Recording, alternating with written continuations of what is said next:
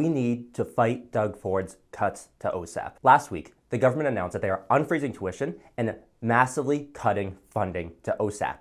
Grants which paid for 85% of tuition will now pay for just 25% of students' tuition. The rest will need to be paid back in the form of student loans. This is just the worst in a series of attacks to make students and workers pay for the crisis in the Canadian economy. First, they came for education workers, then they came for international students, and now domestic students are next on the chopping block. The only way we can fight back against this is through a student strike to shut down universities all across Ontario. There are 1 million students across Ontario. Together, we can unite and block everything.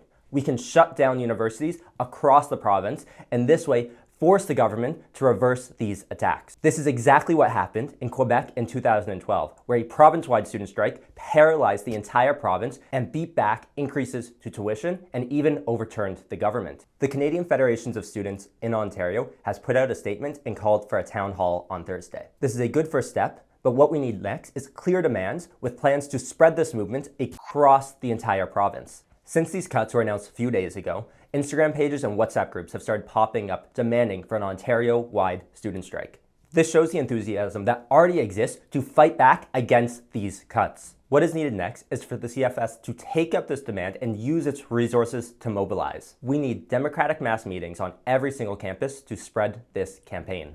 As many students as possible need to be involved to build towards a student strike. Fight Ford's cuts, prepare for a student strike, block everything.